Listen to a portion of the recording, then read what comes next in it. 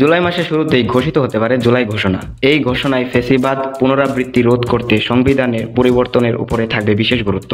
এর অংশ হিসাবে সংবিধান স্থগিত ঘোষণা হতে পারে। একই সাথে সরকারের উচ্চ পর্যায়ে পরিবর্তন ঘটতে পারে। সরকার ও কূটনৈতিক সূত্র থেকে এই তথ্য জানা গেছে।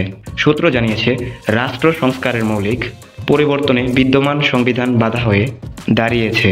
এই বিবেচনায় 5ই আগস্ট গণ অভ্যুত্থানে হাসিনার বিদায়ের পরেই সংবিধান স্থগিত করা প্রয়োজন ছিল। একটি সূত্র জানিয়েছে, সংবিধান স্থগিত করা হলে প্রধান উপদেষ্টা প্রফেসর ডক্টর মোহাম্মদ ইউনূসকে প্রেসিডেন্টের দায়িত্ব গ্রহণের অনুরোধ জানানো হতে পারে। সেই ক্ষেত্রে নতুন সরকারের প্রধান উপদেষ্টা হতে পারেন বিএনপি ভারপ্রাপ্ত চেয়ারপারসন তারেক রহমান। জামায়াতের আমির শফিকুর রহমান হতে পারেন উপপ্রধান উপদেষ্টা। ফ্যাসিবাদ বিরোধী রাজনৈতিক দলগুলো থেকে উপদেষ্টা পরিষদের সদস্য নেওয়া হবে। বর্তমান উপদেষ্টাদের মধ্যে যারা ভালো পারফরমেন্সের পরিচয় দিয়েছেন তারাও উপদেষ্টা পরিষদে থাকতে পারেন। অন্য একটি সূত্র জানিয়েছে, শাহাবুদ্দিন চোপ্পুর স্থানে বিএনপি চেয়ারপারসন বেগম খালেদা জিয়া প্রেসিডেন্টের দায়িত্ব নিতে পারেন। মোহাম্মদ সোহান, বার্তাবাহক 24।